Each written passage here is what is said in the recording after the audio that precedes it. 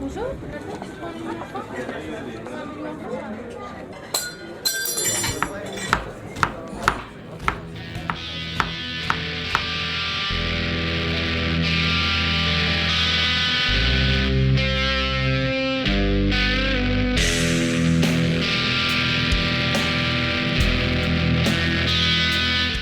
selling keg beer to drink on draft. I think that really fits with the way we see beer. Is it's very much something to go out and sit with your mates and have a catch up, and you do that sort of over a pint at a pub in a sort of space away from work, away from home.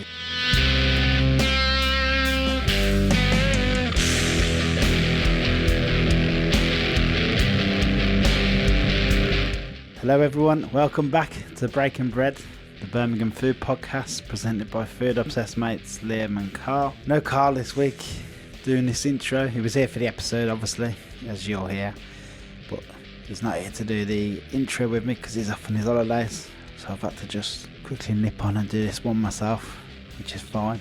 Obviously it's not as good without my brother from another mother being able to bounce back a bit off us and tell us about some of the things he's been cooking and eating. We've started getting a bit longer with the episodes, and that's something I don't really mind, to be honest. We never set out to make anything short, or we have no time restraints. It's the beauty of podcasts. We get to be free and just let the conversation go as the conversation goes, and if it takes an hour, if it takes an hour and a half, if it takes two, so be it. And that's the way we love it, and we wouldn't change it, and hopefully you enjoy that too. As I said, as the episodes were getting a bit longer, we've cut down on the intros a little bit, so if you are missing out on listening to where we're going eating and drinking, and I know a lot of you do message and say, oh, we love that little go between before, well, you can get all of that now over on our newsletter, which is Breaking Bread Bitesize. As always, the link to sign up to that bi-weekly email is in the show notes to this, and you'll find it all over our socials and stuff like that. We're always trying to plug it. Have a look where we've been eating. Also, we get new events on there, and any kind of Birmingham food or drink news, we stick it on there. Any new openings, stuff like that, we try and get them on there as well. Keep you all in the loop, see what's happening in Birmingham and the food scene, because it's changing fast all the time, which is, it's good, it's exciting. Thank you to everyone who listened and took the time to message us and tell us how much they enjoyed last week's episode with Sam Bolton. Absolute awesome dude. Sake sommelier, owner of Shibuya Underground and Pineapple Club. Thanks for listening to that. All of our episodes, they don't go anywhere. They're always online. They're always on Spotify and iTunes and wherever you get your podcasts. Just go back and listen to them. Thanks for, as we said, taking the time to message us as well. We love getting feedback from you, and it kind of makes it all worth it, really. Realise there are people out there who love it. Obviously, we're on this mission now to tell people how amazing Birmingham is. Yes, so if you love Birmingham too, you can help us by listening to this podcast, by subscribing, following us on Spotify. That really helps with the algorithm. Rating, reviewing us. I think you can review us on Spotify now. That also really helps get us more listens. Today's episode, it was great. Really, really good episode. We're going mad deep into beer. We're with Oli from Attic Brewery. Oli's the sales and marketing director. Obviously one of the founders as well of Attic Brew. Really good conversation. I mean, yeah, it's beer based, but obviously I don't drink, and there's more to it than just talking about beer. But just a really great company. What they're doing in Stirchley now, doing amazing things. The taproom's exciting. They got the street food there, and just a really, really cool place. Great night out. They're trying to go back to the fundamentals of the pub and what beer kind of was. It was a social thing where people, neighbours especially, got together and had a chat, something that's probably happening less and less on your normal day-to-day street. I think that's what the pub's all about, isn't it, really? Really grateful for him coming on the show and talking to us. Really appreciate his time. Ladies and gentlemen, Oli from Attic.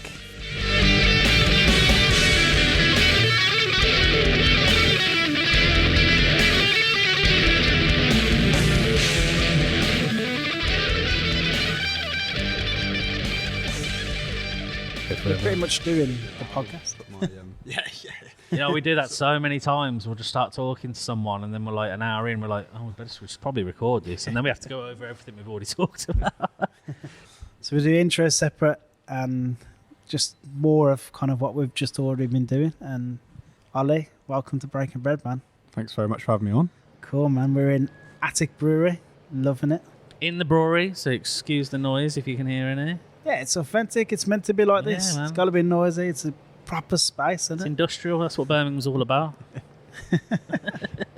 How you doing anyway, Oli? Not too bad, thanks, lads. Not too bad. Good, good. Yeah, It's good to have you on. We've been on about it for a while.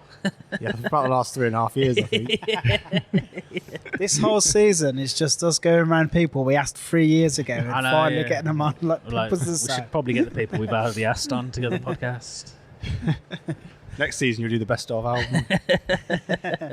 I feel like it was better that we've waited anyway because we're better at this, kind of, arguably. Oh yeah, we're the best we've ever been.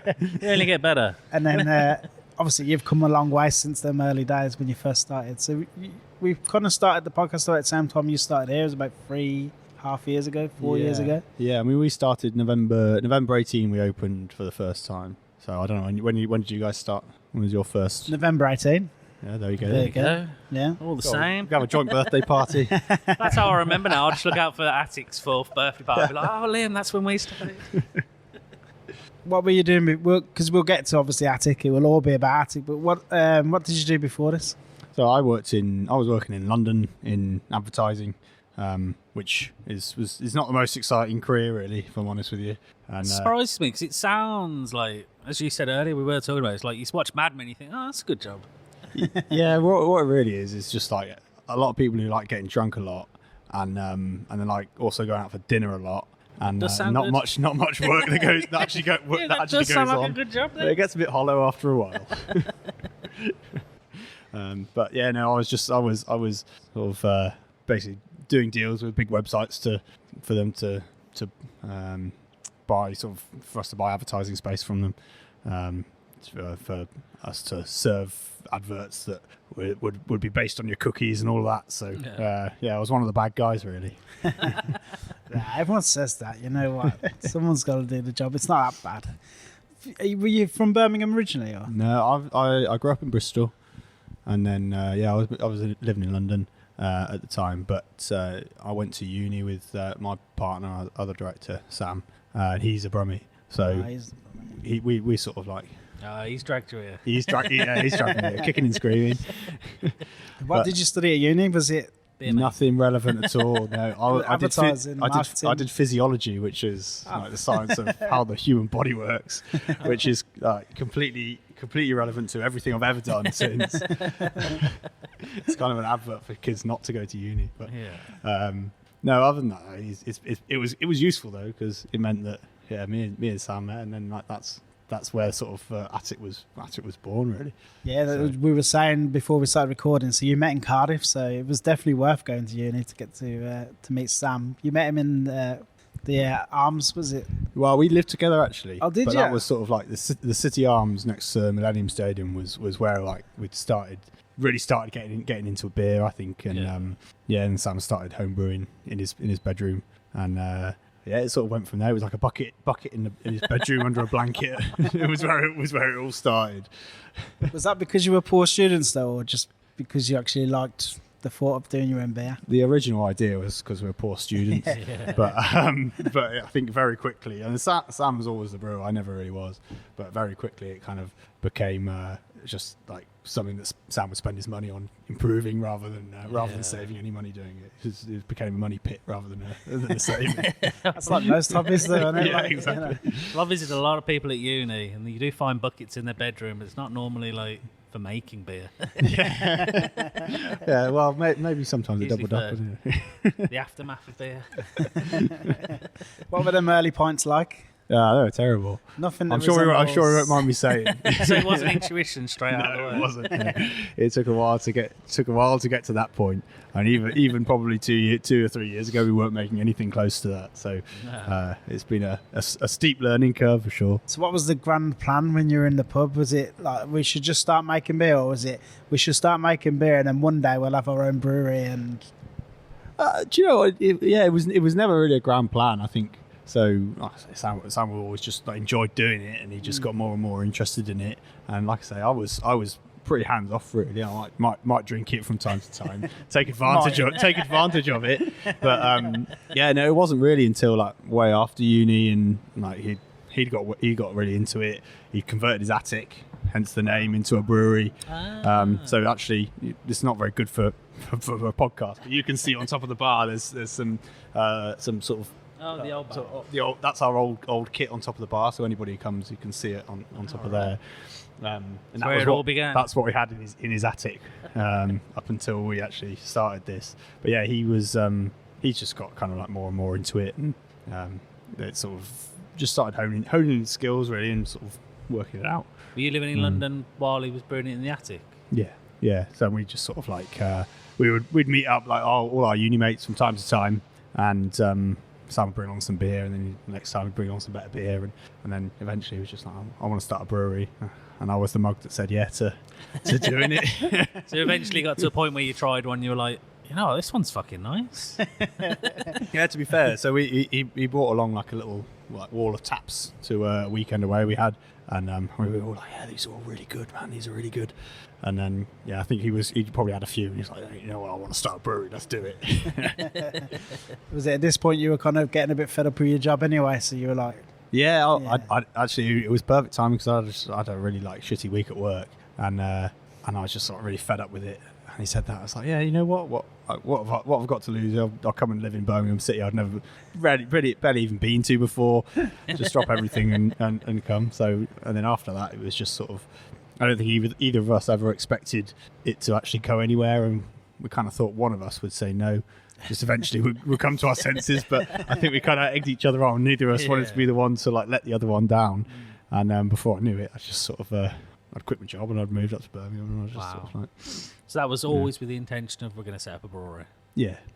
So it was a decision that we sort of made, and then we sort of like went through the motions of doing it without really kind of, I think, considering what we were doing. And I think now if I were to do it, I'd realise it was quite a big decision. But at the time, it just felt like sort of, I don't know, something fun to do. It's probably good that you didn't like overanalyze it though. Was it analyst paralysis or something like that? Yeah, I think I probably would have done that. Yeah, would have talked yourself out of just it. Didn't really give it any thought. And, just come through. Something you can kind of do when you're younger as well, though, isn't it? Like, you know, it's fuck it, let's just do it. Yeah, exactly. It's the best time to do it, isn't it? When you've got plenty of time to pay off the mistake. Yeah. Still paying for it now. Well, I was about to say it wasn't really a mistake, because here we are, and I know, in a massive brewery. I mean, you've got to be the biggest one in Birmingham. I think we are, or certainly when the new kit comes on. I was going to say you are now. I think we will be. The size of them towns. I know this doesn't work on radio, but they're massive. There's loads of them. It's good. It's encouraging everyone to come down, check them out. It's definitely worth seeing. It's impressive. It's very like technical, professional looking, isn't it? Like, yeah. So we're really excited to. So this should hopefully be up and running by next week, and we're really excited to use it, because it is kind of like, whereas what we have been on up to now has been very manual. It's very which basically means that it's quite.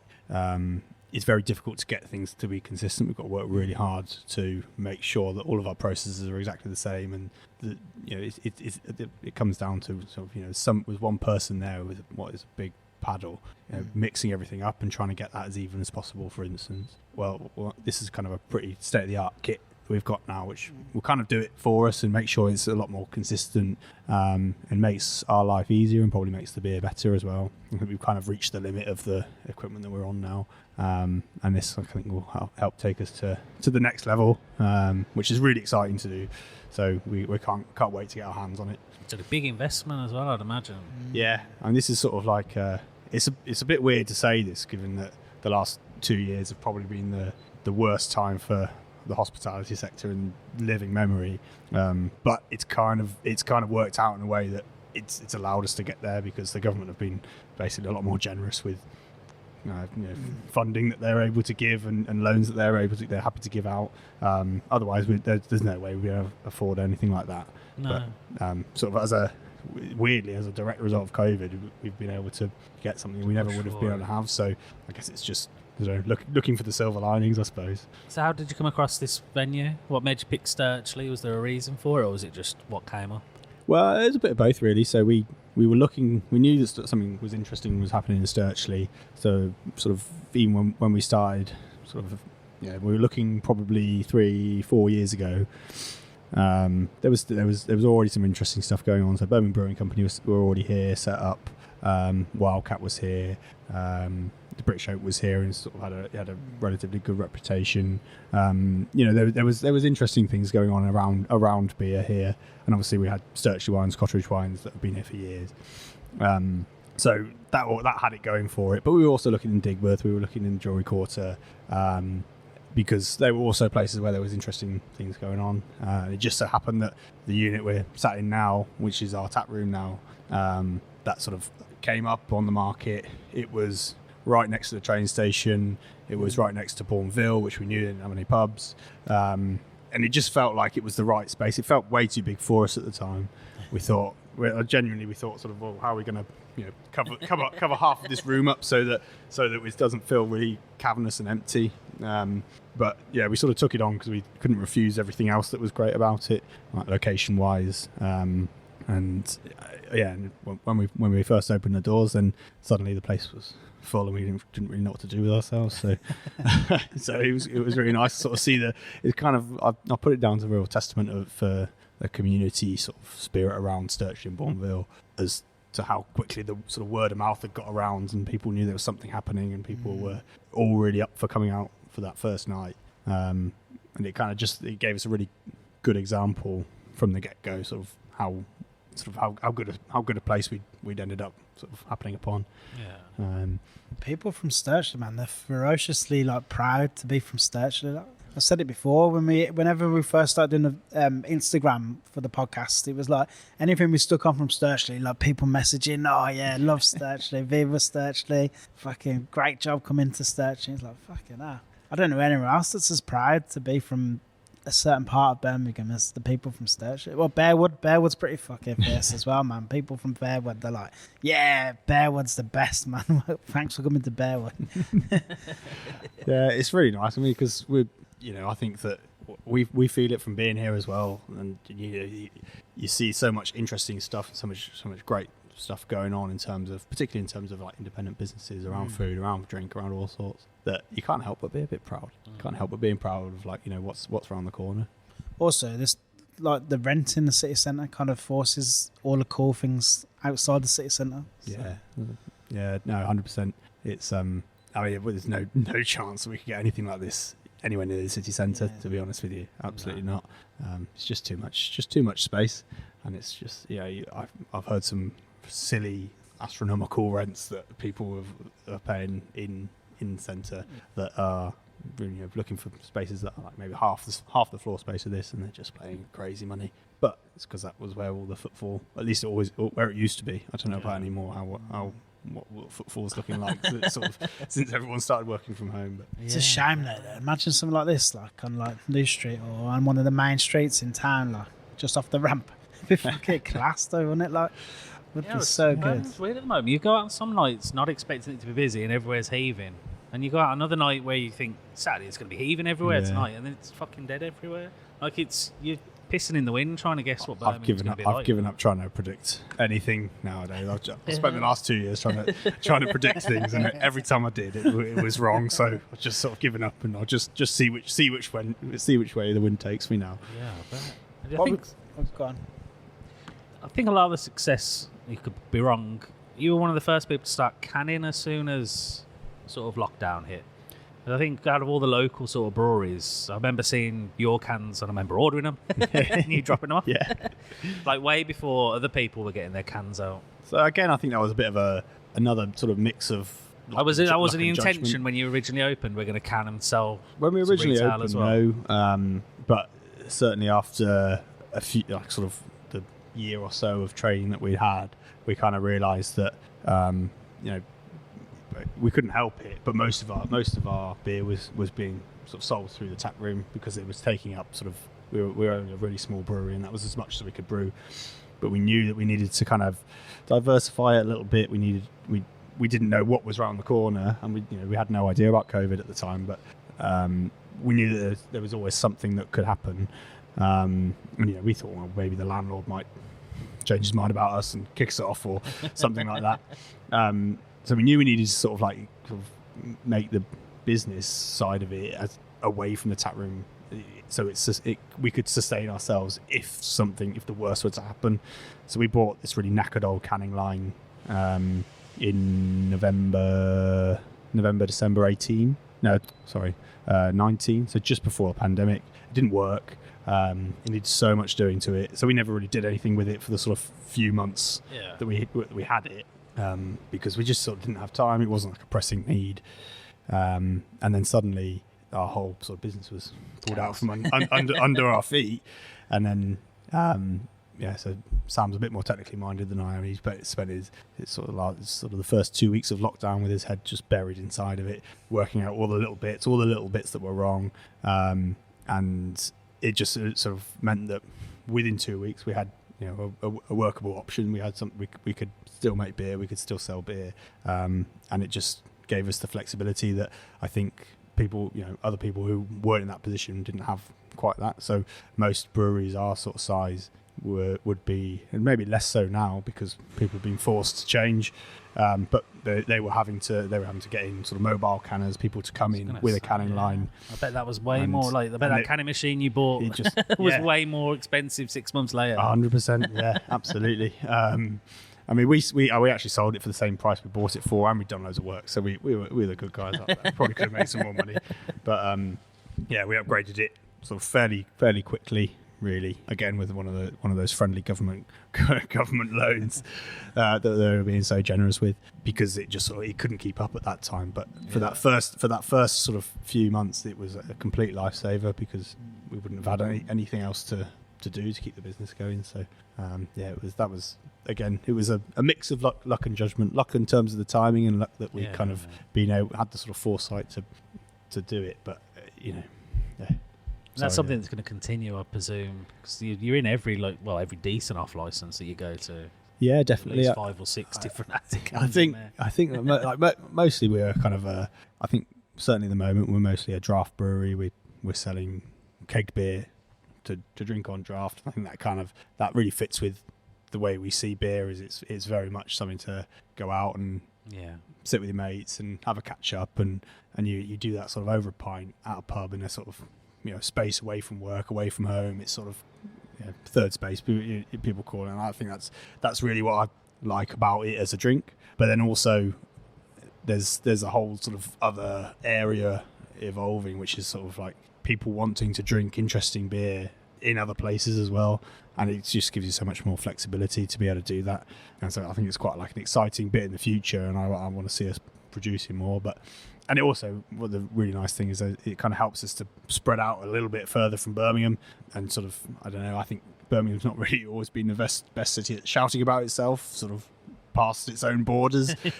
and it's nice to be able to do that, and I think cans kind of help us to spread our wings a national coverage now. Starting to, I think we're starting to get. I'm starting to see things and sort of comments from people on social media, and sort of messages from people turning up at the tap room who've heard about us from all over the place, and it's just really nice to see. And I guess we spoke before we started recording, I think about sort of about Birmingham and about how great a city it is, but it's just sort of, it doesn't necessarily get the rep that it deserves. I think it can sometimes people can look down their nose at it a little bit. So I guess it's just nice for us to be a small part of sort of trying to change that as a mindset. And put you on the spot a bit, Oli, but what did you think Birmingham was before you came, and how was it when you came here? Like, was it better than you expected, or? Oh, it was totally better than I expected. Yeah. Like I was definitely in that camp of, I'd never really been I'd heard from sort of anybody I'd spoken to, it was just it's a bit like sort of a bit grey, sort of like they've got this thing here called brutalism, which nowhere else in the country seems to have much of. But yeah, and then as soon as I came in, it was just sort of like it's so much more vibrant than that kind of that impression was sort of I had as somebody who'd never really spent much time here. Like, there's just so much more interest, so much more going on, and so many more interesting things. And like, I think that it's almost a bit of a hidden city in that if you know where you're going, you can find some like absolutely amazing things going on. if you just sort of turn up out of New Street, you might not turn the right direction. You might end up in somewhere you end up on not, fucking Broad Street. Yeah, you might. It's like, oh fuck. Well, you speak to people outside of Birmingham. They go, oh yeah, I went to the Arcadian when I got off the train. I was like, oh, that's why you fucking don't like it. I feel like other places do a better job though of hyping themselves as well. They're like Manchester's and Bristol's always seen as somewhere cool, somewhere young, somewhere like. I think it doesn't help that Birmingham's areas are all completely spread out, whereas you get to Manchester, it's like 3 areas to go out, or Liverpool, there's 2. Like Birmingham, you've got Moseley, Kingsheath, Stirchley, fucking Harborne. Yeah. Then you've got the different parts of Birmingham city centre itself, like Digbuff. Like that's always been my favourite, like one of my favourite places to go anyway. But then there's the Jewellery Quarter. Like it's so spread out, and you do need to know where you're going a lot of the time. Absolutely. Without a decent underground as well to kind of get you there. I know, no real link between any of it. Yeah, because like London has obviously got that like, massively, but every like borough of London is so big, sort of as its own thing. It's all quite. They've all had a chance to establish their own little identity, and they've all got quite a lot going on. And I think Birmingham, until sort of fairly recently, there's been some amazing places, and they've all been quite spread out. And now they're starting to get like little pockets of places that are all close enough together to go for, you can go for a full day out in the Stirchley, you can go full day out in Digbuff, you can go for a full day out in the Jewellery Quarter. I could give someone a 5-day itinerary, all in different parts of Birmingham, and fill each day. So now we're getting to that point. Then it means that wherever somebody sort of turns up, unless it's Broad Street, like they're gonna have a really good day, and then they'll go back to wherever they've, Bristol or to Manchester or wherever, and go like, I had a great weekend out in Birmingham. I went to all these different places, and there was just like loads of different but equally interesting stuff going on. Yeah, definitely. I think it helps. We've now got people. There are people pushing it, but it tends to be local knowledge that seems to be the way forward. Like I get people even from Wolverhampton, they'll say, like I work with, and they're like, I'm going into Birmingham, where do I need to be going? Because even there, Wolverhampton's not far, and even in there, it's like they only know about Broad Street. Yeah.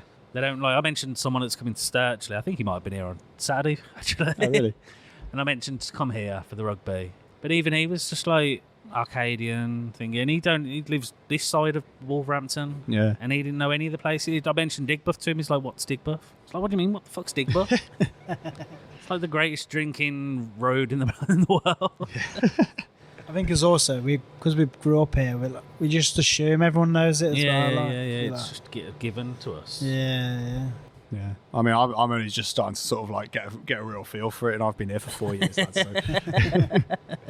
Yeah. There's definitely a market in getting people into the city and showing them where to go, or organising drink sessions for people. Yeah. Oh, maybe there's something in that.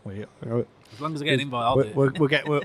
We'll three of us. We'll start getting minibuses in. And You could do like a brewery tour now, really. I know we could do a few more breweries. Or how do you feel? Do you feel like we could do a few more? Well, I think there's definitely room for it. I mean, I think that I mean, there's so many other cities, smaller cities than Birmingham, have got loads more breweries and lots bigger breweries. I mean, we said earlier that we're probably the biggest brewery in Birmingham now, and we're still a really small brewery. You look at other cities in the country, and they're breweries that are masses bigger than us, and they've got several of them that are masses bigger than us, and they've got way more breweries than are in Birmingham as well. How many did you say was in Bristol? Bristol, I think somebody told me the other day they've got 26 commercial breweries in Bristol, varying sizes. I think like 4 or 5 of those are bigger than we are. Yeah. Which sort of when you put that into the perspective of Bristol being what's like 300,000 people, something like that. I think it's a lot smaller place. And I don't know how big's Birmingham. Like Greater Birmingham. It's over 1 million people in Birmingham, isn't it? It's huge. And there's I think there's 8 or so. It depends where you draw the line, really. But there's about 8 breweries in Birmingham, which is it's just crazy. Like the difference in magnitude. Do you think it's because we're so chain heavy, or potentially? I've been asked this question a few times, and I don't really know why. I haven't been able to sort of put my finger on why Birmingham's just been a bit sort of slower on the uptake. I think maybe that's part of it. I think maybe, I don't know really. I think maybe there's sort of there's a bit of a sort of hangover from some of the sort of massive breweries that sort of have been in Birmingham previously and have since sort of gone, and I don't know, maybe that's sort of put a bit of a circuit breaker in. I don't really know. I'm sort of guessing really, and I don't think I've lived in Birmingham long enough to really be able to comment. So, would some of the chain pubs would they have your beer in their pubs, or? It depends on the chain. So generally speaking, the larger chains, it's pretty difficult for us to get into. It depends on the chain, depends on various different things. I've got a little knowledge on this, not a lot. So would there be like a main supplier who supplies to all them pubs that they would come to you for your beer, or? Again, so I think that you get the really big national chains. They've probably got a certain number of name suppliers that they will use, and they will rarely buy centrally, although sometimes they will do. Now, sort of certainly for local stuff, they would have direct deliveries, but you have to be able to supply X number of pubs, and you have to be able to make it work for the chain commercially, so that basically our price has to come down. When you start to get a little bit smaller, then there's loads of different ways of doing it, and everybody works differently. But yeah, I mean, it's either working through. So we do sell to some wholesalers who will then have a list of various different things that they can provide, which one of which might be and then generally speaking, tends to be on the sort of single or sort of very small chain, sort of independent focused stuff that we would sell to directly. But things are all sort of like, it's all pretty jumbled, to be honest with you. Yeah. So you've not got Sainsbury's knocking on the door? No, we haven't got Sainsbury's knocking on the door. How would you feel about selling to such a big chain place like that? Would it alter how you view the beer? I would say I think that it's a weird one, really, because the industry has definitely shifted over COVID towards that, and I think that there are some breweries that have done it well, and there's some breweries that have done it badly. And I don't think it's something that we would want to do particularly. But you never know how things are going to go, and I think that COVID is really fresh in everyone's minds and how sort of precarious it was for so many breweries. Then other than the ones that were selling the kind of volume that they do to somebody like Sainsbury's. But I don't really ever see us as being a big enough brewery, because we don't really want to be a big enough brewery to supply, like a full national supermarket or anything like that. Because, like I said, we want, our main focus is and always sort of will be what's directly around us. And like we said, there's more than enough people in Birmingham to sustain us as a brewery, and to be where we want to be. We don't want to be. It's nice to be. Don't want to sort of take over the world. Thing as well, I suppose. Like you go to York. Well, I went not that long ago. Like you go to Brew York, when you can get their stuff pretty much everywhere. It is in all the shops. Yeah. But it was nice to go to the brewery, and had I not had it in the shops, I think I'd have enjoyed the brewery even more. Like it'd have felt like more of an occasion going there. 'Cause where else would you try it? Yeah. Well, I mean that's kind of it. And we'll sell beer all across the country, but I think that we just don't have that desire to be this massive, like Brew York are a massive brewery. Yeah, now. huge. I think they've got two breweries that like next door to one another, sort of that each of them are about double what we've got. So like, they're huge. I just kind of think that that's where if you want to really sort of entertain the supermarkets and all that, then that's the sort of thing you've got to do. And we're kind of like quite comfortable being sort of a decent size for the local market. And that's it. But you never say never, and because you never know what's around the corner, and I think COVID's kind of shown that. So but that's definitely where I sort of see us now. Remember when you were a teenager, like, and especially us, because we were like into like heavy metal and stuff, and you loved like a band or a music, and then as soon as it got really popular, then you kind of went off it because everyone else liked it. Is that like beer? Could it be like that? Sometimes I do feel like that. Careful now. Because sometimes even I only drink alcohol-free beers because I don't drink, but sometimes it was so much better before it was in Sainsbury's and everywhere. Sometimes I do feel a bit like that. Like a cool sort of aspect to it. I like to go to Stirchley Wines, and they've got like a massive selection of alcohol-free, and it's some of it you've never ever heard of before, and I'm like, I'll get some of the mad ones, like especially Christmas. That load of wicked Christmas ones in there. And then it gets like Michela. I know they're arseholes and everything else, but like I used to enjoy the In the Sun, and there was like there's a website you could buy it all through and stuff like that. And as soon as I got into Sainsbury's, I was a bit like, They're not called. I don't like it anymore. No, it's like there's other brands as well. Like there's one that we definitely wouldn't say the name of, but I mean, but the most people would know. You mean most people would know it from a craft beer scene, and like they do have some alright beers, but they're just so big now, and even without knowing the disgusting fucking attitude that people behind it have, it's just I don't want to drink it anymore anyway. And I think it's not just that. I think there genuinely is a quality thing because, well, for several reasons. I mean, frankly, a supermarket's always going to hammer you down on price as a brewery. Yeah. And with that means you've got to make some certain concessions in terms of like our costs. If we were to do it, for instance, then we suddenly have to skimp on ingredients a little bit, or find another way to sort of save some more money, so we can still continue to A, meet a price, and B, actually be able to survive off of that price. So it's kind of a double-edged sword, really. I think that it forces breweries down a bit of a hole. I'm sure there's breweries that are doing it really well. I don't want to tar everyone on the same brush, but that seems to be, and certainly with some of the breweries that have been into supermarkets longer, that seems to be sort of like the road they go down. They have to, the only way they can sort of, when you get to breweries of that kind of scale, then they're really just looking at the individual margins they're making, and all of like the little every little penny they can make on each beer really makes a difference. And so they're just having to like change some of the hops they're using, maybe use a bit less, find a different way of working with it, which maybe affects the final quality of the product a little bit. And then the other thing is that supermarkets, generally speaking, it's gone through a whole supply chain, whereas at best it's probably been waiting, sat around for 3 months, ready to be drunk. And beer is a product that is definitely best enjoyed fresh, as fresh as possible. So when it's been sat warm for a while, especially in the summer, it really affects the quality. So it's kind of nice to see, in a way, that the mainstream is paying attention to breweries that aren't Heineken, that aren't Carlsberg, that aren't Carling, but at the same time, it's kind of the magic that makes those breweries special kind of gets a little bit eroded at the same time. We'll see how that sort of like whole sector plays out, because I'm sure I've heard various sort of little birds at times saying, Tesco, they'll put fridges in and make sure everything's really perfect, but I can't really ever see that happening, to be honest with you. No. You see the cages outside sometimes, though, when they've had deliveries and stuff. You wonder how long they sat outside, Yeah. At the end of the day, a company that big, like this staff, are never going to care about the product. They're just there for a job, aren't they? So kind of similar to that is you touched on, like, obviously the big boys there, Heineken and Coors and Carlin and all that.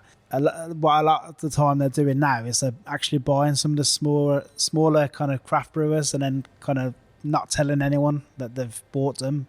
Yeah, it can be a bit sneaky sometimes, the way that they do it. I understand why they do it, because obviously it appeals, and sometimes as well, going back to the cool aspect, as soon as you do find out that your favourite craft beer has been secretly owned by Heineken, you're like, oh, fuck them. A couple of London ones that come to mind straight away. Yeah. Like, you look into the history, like who owns them, you're like, oh, well, that's... Yeah. But that's easy for us to shit now. That's easy for us to say as fans, but as a business owner, if Heineken came with a big check, would you ever? I think that it'd have to be a big fucking check. a big check, yeah. Move into the Caribbean and start.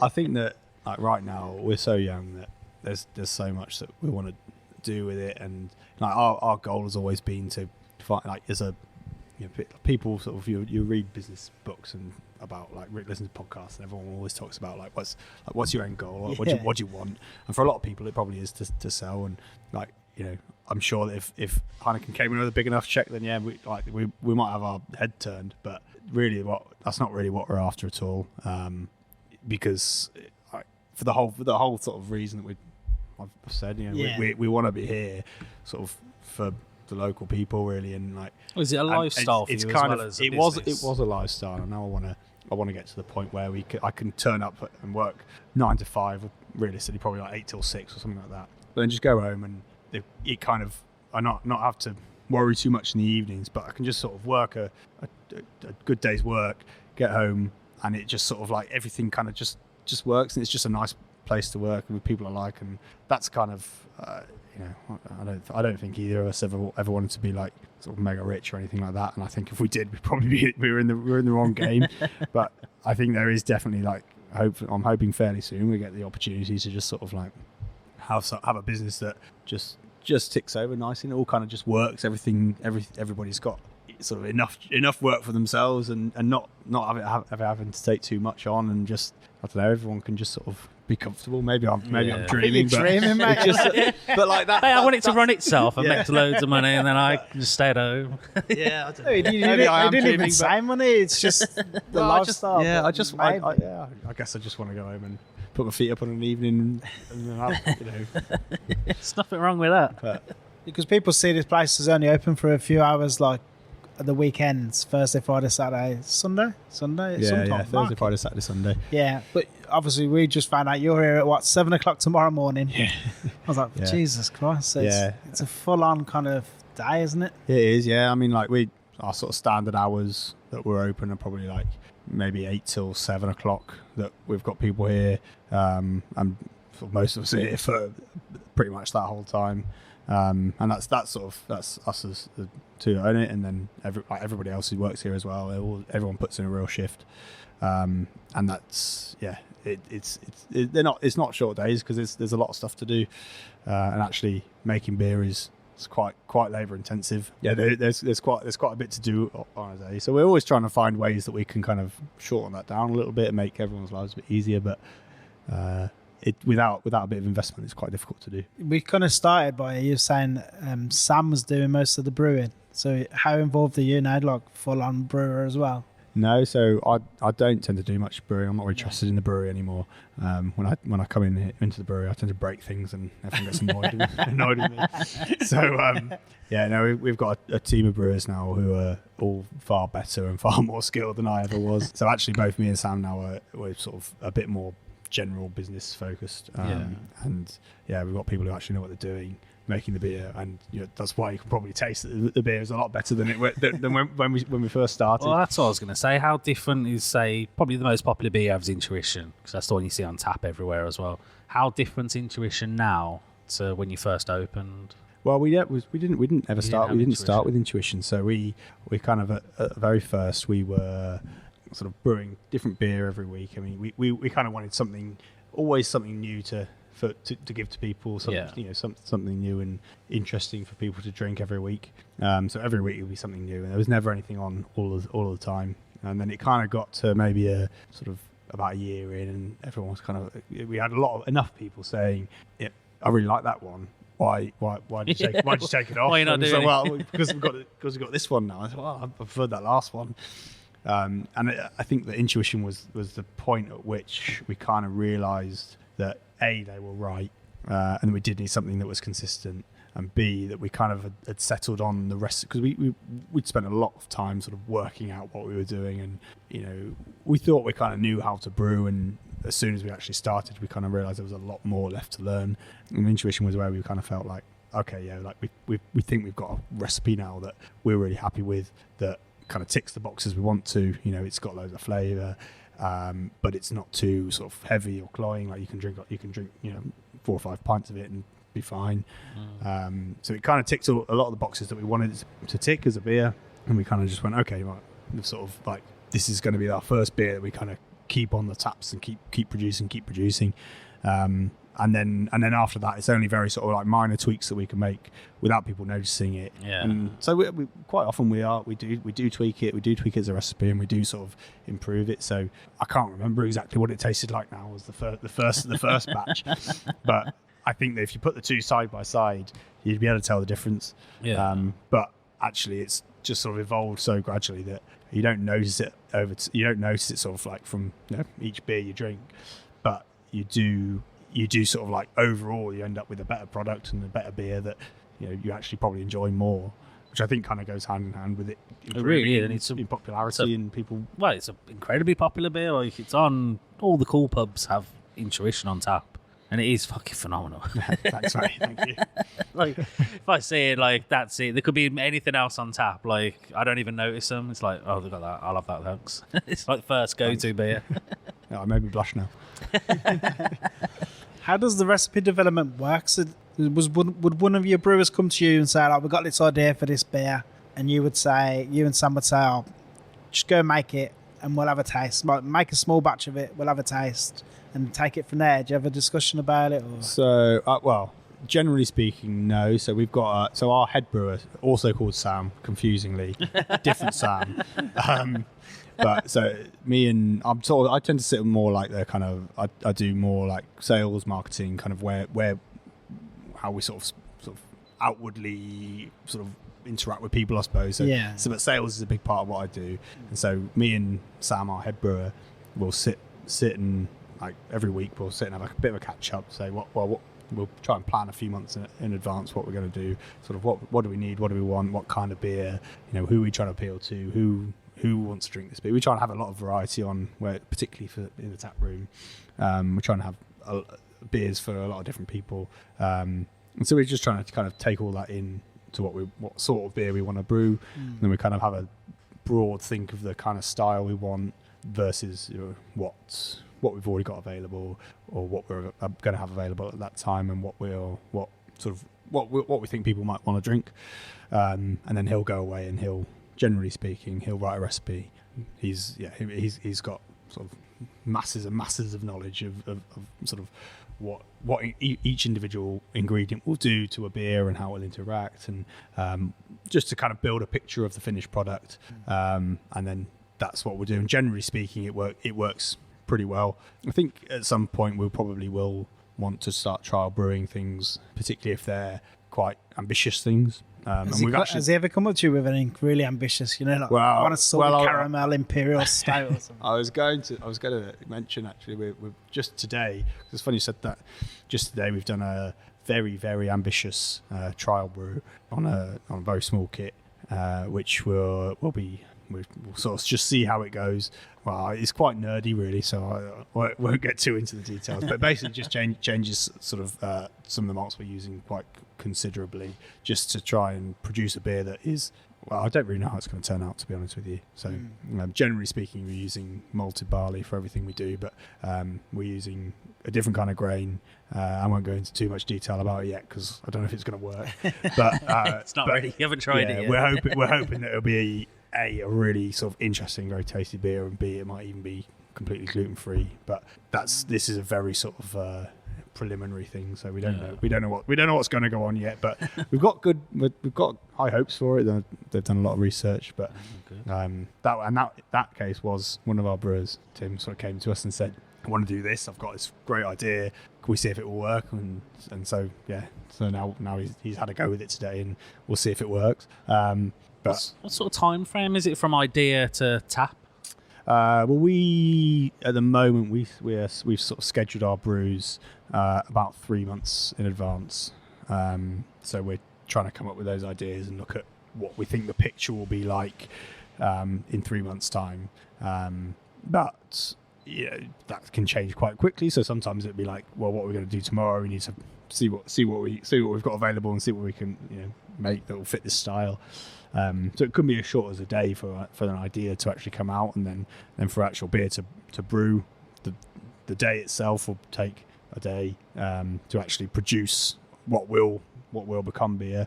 It gets added to a fermenter, and then yeast go to work on it for generally around about 3 weeks, and then finished beer comes out at the end. So sort of the process itself is about 3 weeks, and then the sort of ideas and sort of working out how we're going to do it can take however long we want it to take, really. Yeah. Do many come out where you try and you're like, oh fucking hell, no, that don't work? Occasionally, yeah. Occasionally, we've done more than 250 beers now. Wow. I think we're about nearly 280 beers now. Shit. And obviously, not every one of those is going to be perfect. So yeah, sometimes things don't come off. Things go wrong various bits of the way. The equipment we're using at the moment, we can't control anywhere near as much as we will be able to control on the new kit. So that it just sort of introduces chances where things can go awry. It actually needs to be quite, in a lot of respects, quite a tightly controlled process to actually produce something. So if something goes wrong, you can end up with a very different beer coming out that than you intended, and then that can throw off a lot of the other sort of flavour considerations you've given to the recipe. If that one bit goes wrong, then the other things don't. Sometimes they don't quite sort of meld together. Occasionally, you can happen upon something that you never really expected to have.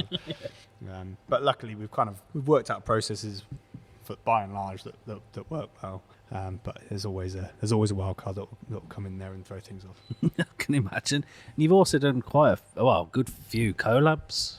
Yeah, with people to come with beers. What was the idea behind starting them off? So I think, it's sort of within the sort of world of quote unquote craft beer, it's quite a big thing. It was always something that we sort of pre-pandemic we shied away from a little bit. I think we were still sort of working on ourselves and our own beer and trying to sort of make sort of with what we knew, trying to make the beer as best as we could. And then after that, we kind of felt like we'd got to our limit, and then we can reach out and we can speak to other people, and we can sort of start to have a bit of cross pollination of ideas, and it kind of lifts. It's a sort of rising tide lifts all ships kind of thing, and you speak and share ideas with other breweries, and then everybody kind of learns from it, everybody takes something away from it, and everybody kind of ends up a little bit better. Yeah, that was kind of it, and we kind of really wanted to start doing that and start getting other impressions, input from other brewers, and be able to sort of pass on our knowledge on to other people as well. It's known as a bit of a collaborative industry. Yeah. You've done it in interesting ways as well, because it's not just other breweries, because you've had collab with Zoe. Yeah. Punker Chance is one of our faves. And Udi and Moo. Yeah. So you had the ice cream beer. Exactly, yeah. So that was a really cool one, actually. Yeah, it was. I tried that one. I've seen a couple of people do ice cream, like sort of ice cream beers, sort of collabs with ice cream places that they're trying to make a beer taste like ice cream. Obviously, Burning Soul do that really well. We didn't really want to go down that route. We're all vegan as well, so quite often people will use lactose in those beers to make them taste like ice cream, because we've sort of made that commitment to. This is an accessibility point really, to make sure that sort of vegans would know they're always able to drink our beer.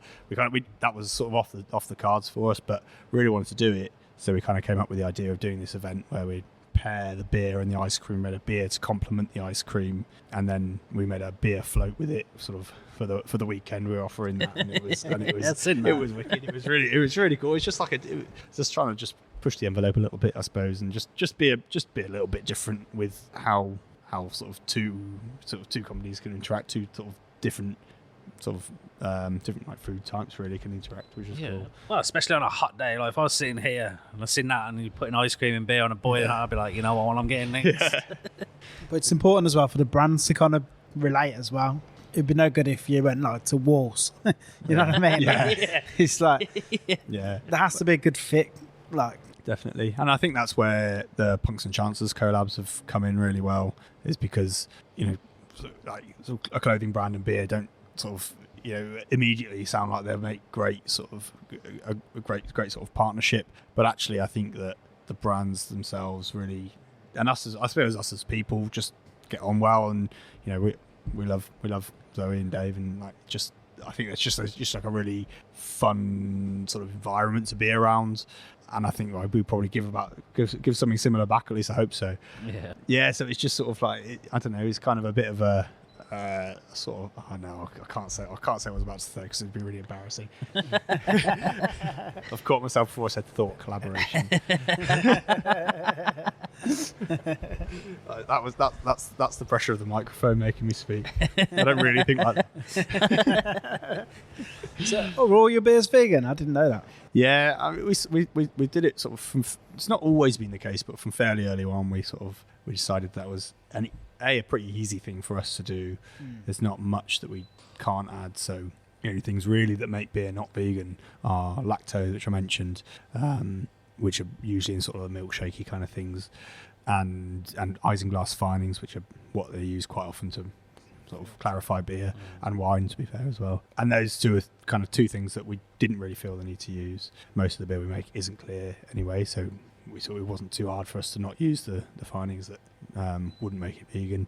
And then lactose was something that was just something we sort of sacrificed for the ability for us to say, well, okay, like this section of people, you're welcome here as well. Yeah. And so, yeah, I mean, there was just sort of an easy decision for us really to do that. So, well, if you seems like one of them things, if you can do it and it tastes great, then well, you might as well just fucking make it vegan, and Yeah, exactly. It's not something you scream and shout about, though, is it? Yeah, we used to write on the side of every can that we were always vegan, but I think that it's quite a sort of close. I was going to say, you worried that might go the other way. Like some people might be like, "Oh, I'd rather not." We had one or two sort of snarky comments about it, but most people don't really care because you do get some idiots who are just because they say the word vegan, that's it. Oh, I'm not having that vegan nonsense, you know. Yeah, I suppose you wouldn't really want them in here anyway. We've had to have a few like calm words with people where we say like, "You do what you want. We're not. I'm not. I don't really mind what you do. We just want to have it so that as many people can drink our beer as possible." But yeah, in most like 99.999% of people. Absolutely no problem at all. Or even we're really positive about it because they can drink the beer. So. Well, I've never drank an attic beer and gone, "Oh, this one's vegan." Oh no! Like any beer? Have you ever drank any drank a beer and gone, "Oh, this one's vegan"? Taste the vegan in this one. Yeah. I knew this would be shit. I think there's a lot of beers that we accidentally vegan that don't even tell Yeah. us. So that's most of them probably in terms of like craft beer would be accidentally vegan anyway. So it's just because we've sort of. It's just a nice thing for us to be able to tell people when they come in and say, "Well, I'm a vegan. Which one of these beers can I have?" And we can say, "Well, take your pick, whichever of them." Feels like a good name for a beer, that, doesn't it? Accidental vegan. Not vegan, yeah. It's going to be the Breaking Bread collab you're doing next. The two most anti-vegan, well, not anti-vegan, but the two least vegan people ever. Yeah, I mean, you might accidentally do it. You might have a chip butty or something, and then yeah, you don't think about it. Well, it's like Frazzles, isn't it? They're accidentally vegan. Are they? Are they? There you go. We were talking about this the weekend. Yeah, I don't eat pork anymore, and I was looking at bacon fries, which is Frazzles, isn't it? Same thing. Yeah, I was like, these have got to have pork in. I went to pick one up, and I was like, "Oh, can I eat this anymore?" And I was trying to look on the pack. I was like, "Where's the V? Come on, where's the V?" They probably don't want to shout about it because it shows there's no bacon gone anywhere near Frazzles. Yeah, fuck all pork. So we're sat recording this in the awesome tap room, and it's open. It's open to the public. Anyone can just come in.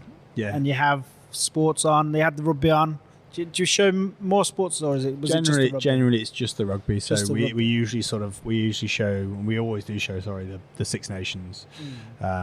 And then sort of Super Bowl. And the Super Bowl we've shown a couple of times as well. I'm a big American football fan, so I wanted to come down for it, but I was working the next day. I couldn't believe it. Yeah, you did. You said you wanted to come out. I really wanted. I just couldn't get it off work the next day. To convince me to go, and then you couldn't get it off. Next year, I'm definitely coming here for the Super Bowl. We'll show it again. Who's your team? I'm a 49ers fan. Oh yeah, nice. So, but yeah, it was a great evening. So next year you'll have to come next down. Year I'm coming down. Who's your team? I find it hard to find a team, but you found one now. Jets. I've got because I've been to New York and I'm Irish, and they're playing green, so it's got to be Jets, isn't it? Well, you haven't got much chance of seeing them in the Super Bowl, mate. Nah. So. You just feel sorry for Rodgers though, because he's like a superstar, and he's the only good player, in an awful team, but. We've lost half of our audience there. Yeah. And me. And Carl. Yeah, they might have to edit that bit out. So. But so what I was getting at is you have food here as well sometimes. Yeah, so every weekend we've got different street food vendor on.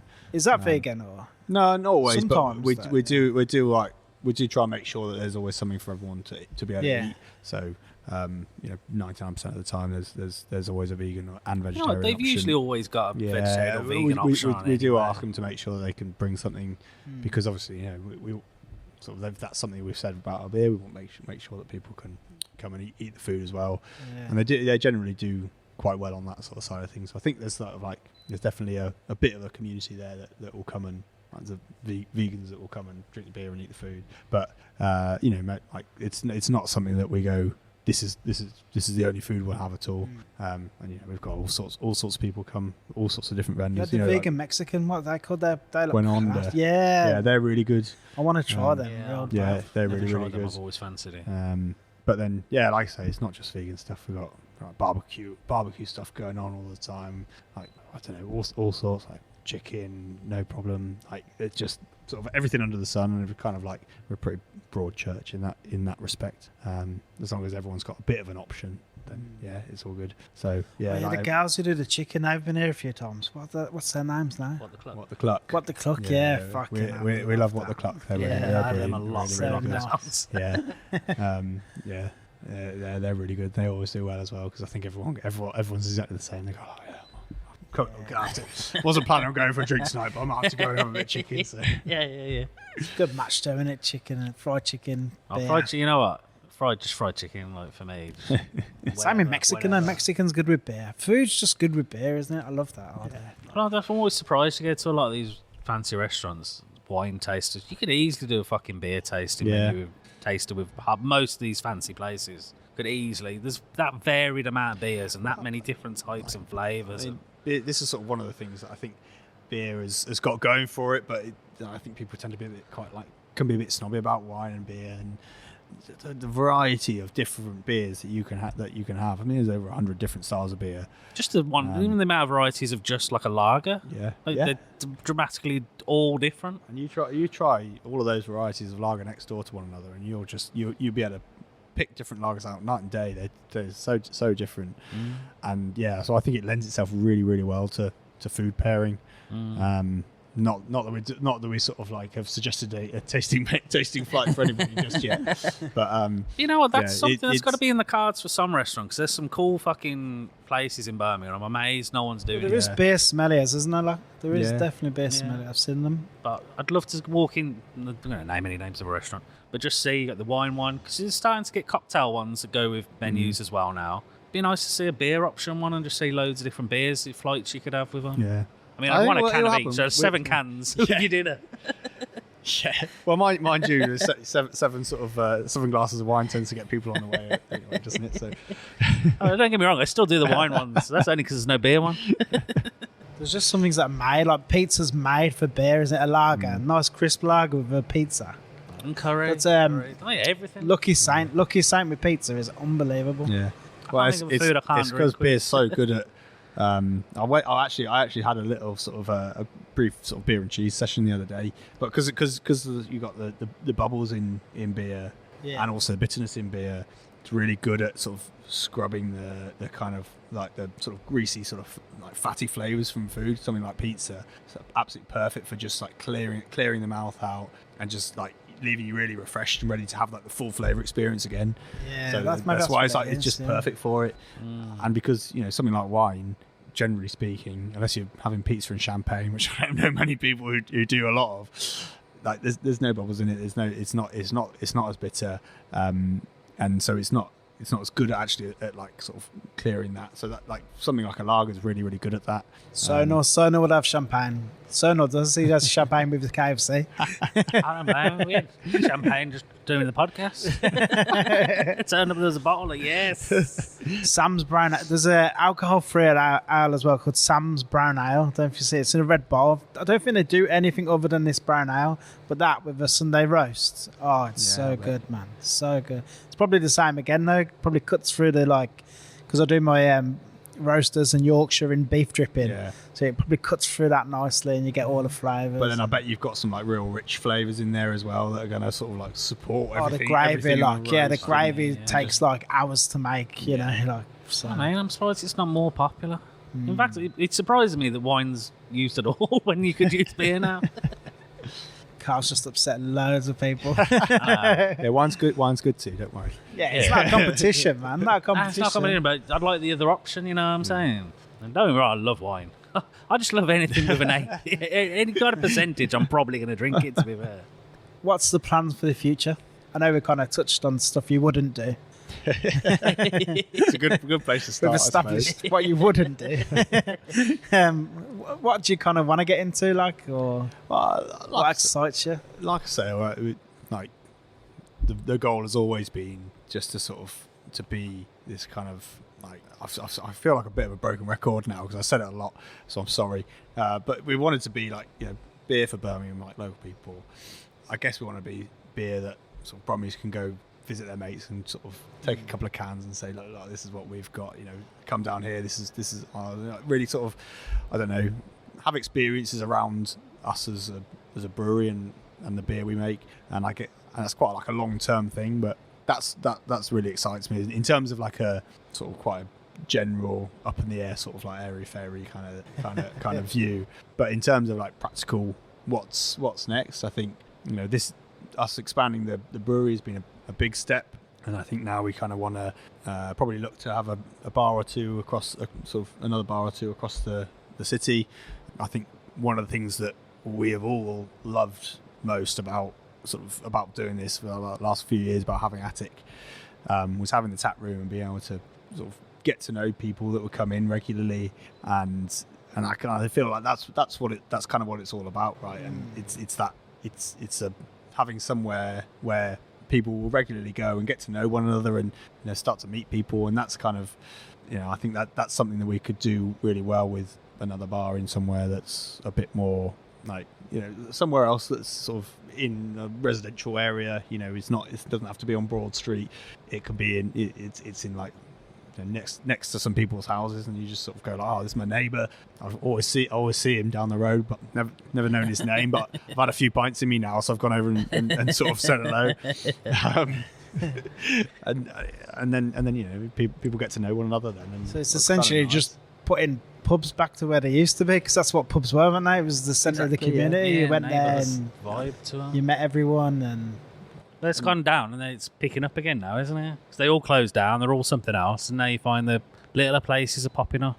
That's it, yeah. And I think it's just like everything, it all just evolves, doesn't it? And people at the end of the day still want to go out and meet their mates somewhere and have a drink. It's the fact that certain pubs aren't working doesn't change that. And I think that actually what it probably is testament to the fact that, because what the pubs that are doing really well a lot of the time are independent ones. People who've got a real passion for running it, which is what pubs always used to have. They always used to have a landlord who had a real passion for it, knew all the customers, and they were there every night, and you'd always see them. They'd make friends with people, and now you're kind of getting that again. I think in terms of the smaller places, and people really get to know who's serving them the beer, and I think that was kind of lost for a bit in these big chains. So I kind of think it's, or in a way, coming full circle, in a way, sort of been updated in a very sort of modern way, and having something about craft beer as well that just gets you chatting. I don't know why. It's because it's so, like, if you just go into the pub and having a Carlin, a Carlin's a fucking Carlin. Yeah, what you have, mate? Carlin? Yeah, me too. You're going in, you're like, oh, what's that one on tap? Or can I try it? It sort of forces you to talk to someone. It does, yeah. You say, well, what's yours like? Yeah. Or even just the bar, you're like, oh, I haven't seen that one on tap before. Do you mind if I have a try? And then you're like, they're talking to you about it, and you're talking them back. And the amount of people you get to know just through stuff like that. Yeah. Like it's a talking point, I suppose. Yeah. And it starts off probably a conversation, or in some cases an argument about something else. There's nothing wrong with an argument, though. It can often lead to good friendship starting with an argument. I've got a few friends like that. I remember the Welly like years ago. You just go into Welly and you go on. I used to go like a Tuesday afternoon because I had Tuesdays off, and just sit at the bar, and some bloke be like, "You want to try number 7, mate? Trust me, but just get the half, don't get the full." Well, that was way before craft beer as well. Yeah, that was a long time. That was just all old ales. I used to be into like, it was real ale then, when it camera real ale. We used to go just try the whole menu. I was mad for See things if we like could that. get through it before they changed one. And then I give up alcohol, and then all of a sudden, like, craft beer comes along as a revolution, and I'm like, what, motherfuckers? I used to have to drink. Do you know how many pints of Tetley I had to drink? Because that's the only ale I had. Yeah. What's the other one you used to have? John Smith's. I used to like John Smith's. Warburton's. No. The one am I thinking of? Worthington's. Yeah, you used to drink that a lot. Mate, but I'll tell you what, there was nothing better than Brew 11 down the rugby club. You have it anywhere else, it was the worst pint in the world. But Brew 11 at the rugby club. Only after a big win, though, yeah. There was two reasons why it was fucking brilliant. One, it was because nearly everyone drank it. But two, the two blokes who used to look after the pipes and the beer, that was their favourite drink. So they just looked after it. The Carlin was awful. Like the Carlin, you'd be like, what the fuck's that? He would literally pour a Carlin at the same time, pour a brew, and wait for them to say, anything else? And you say, yeah, just have a fucking brew, mate. It's like, don't drink, just have a brew. Fucking hell. Awesome, we're well over an hour. It flies, doesn't it? It does Every fucking time it fly, flies. We'll ask you some quick questions. I don't know if you've heard the show or whatever. Is there anything else you wanted to bring up before we... I think you guys have done a pretty good job, to be honest with you. I all think the you've covered kind of all the bases. Yeah. It's fair. All the big points and all that made me sweat a bit as well. So. There you go. We're getting there. Finally getting there.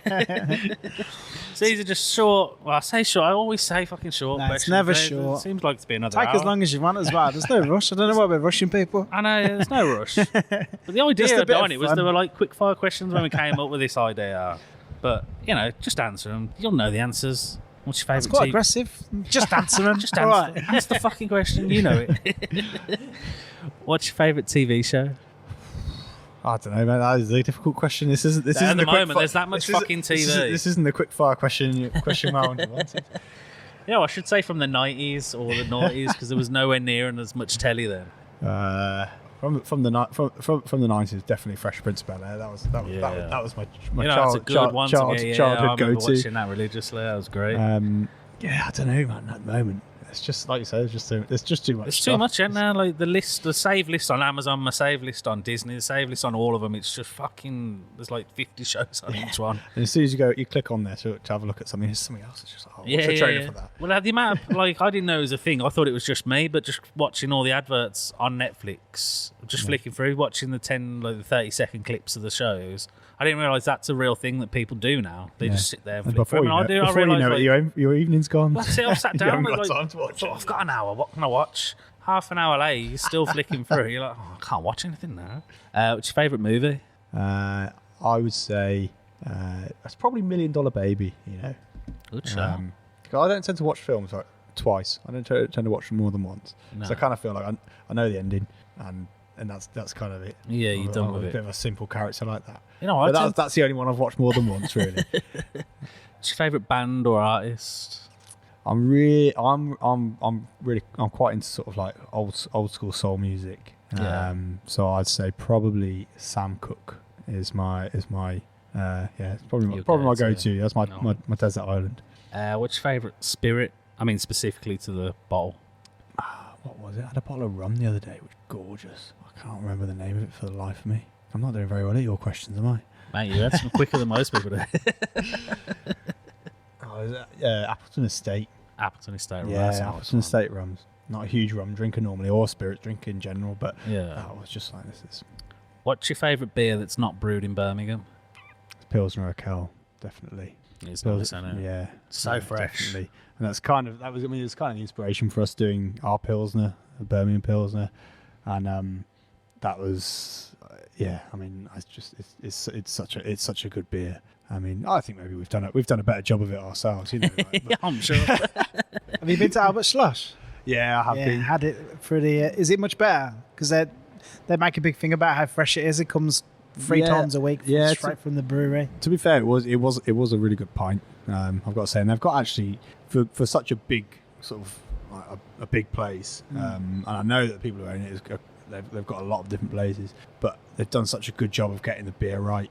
So I can't knock them for that at all, because the beer, like we were saying about different types of lager, like they've got probably 10, 15 different lagers on, and like it's great because people can try them and go like, do you know what? It's not just Carling, it's not just Foster's or whatever, but there's all these different lagers. And they all taste great and they're all different. That's because the gaffer loves it. That's like the fellow at the Mudby Club. It's because he absolutely loves it. Just stuck in what he wants. What's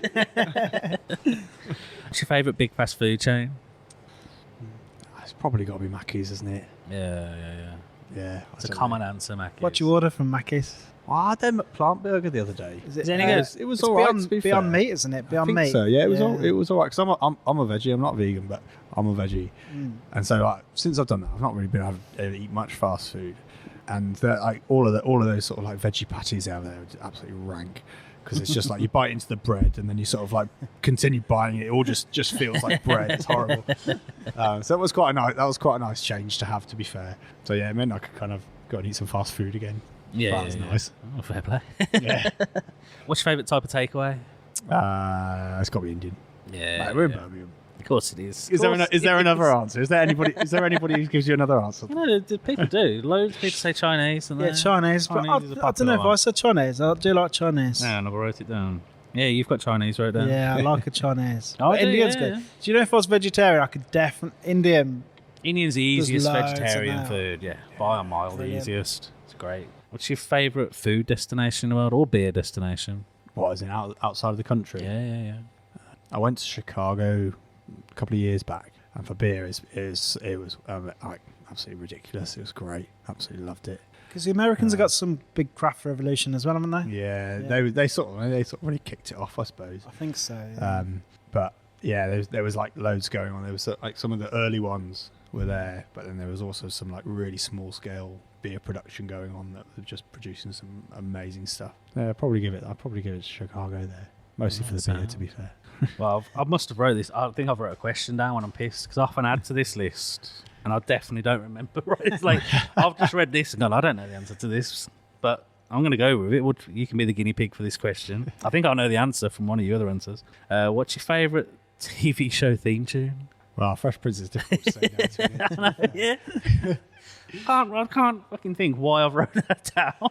You've got to at least do it on for like a follow-on. It's so specific, that question. I'd definitely stick it by the TV question. That's such a... What would yours be? Minder. I could be so good for you. We nearly played that at our wedding for our first dance. Genuinely. What would yours be? I don't know. It's like Sopranos is pretty fucking good. Like, I like the Father Ted theme tune as well. Oh, yeah, Father Ted. Well, that's a classic one, that is. And it's by a great band as well. So you can't go wrong there. No, I'll stick with Soprano. I can't get a Wire out of my head because I'm watching The Wire. So. Wire's so good. Yeah. It's got like nine different theme tunes though, so you've got to choose which version you want. Yeah, that's true. Nah, I'll stick with Sopranos. That was cool. And you kind of got me with The Wire there. Zoe got me into The Wire because I'd never watched it, and then I know he ignores me telling him it's the best TV show in the world. As soon as Zoe says it's the best TV show, I can't wait to watch it. I might have to change my answer out from Fresh Prince. I know we haven't answered this because that was an extra question I wrote down, but mine's probably The Wire. It's so good. It's painfully good, isn't it? Well, now I'm gonna have to go and start watching that again. Thanks, guys. You've ruined the next 3 months of my life. I've watched a season in less than a week, so. Oh mate, it's one of them shows that just gets better and better. Yeah. Until the last series, anyway. I didn't really like the last series, but series 3 and 4 is just like that's where it really kicks on. Yeah, mouth open wide every episode type thing. It's crazy. Awesome. But no, that's all my questions, including my made up ones. I probably wrote down really pissed. Some people come back drunk and write novels. Carl just writes questions. Meaningless questions. What's your favourite TV show? Yeah, that's so fucking specific. What a weird. No idea where that's come from. Awesome. Oli, massive thank you for inviting us down here and doing the podcast. Appreciate it, man. Thanks very much for coming down. It's been a pleasure. Yeah, it's been fun, man. Thanks for having me on. Cheers.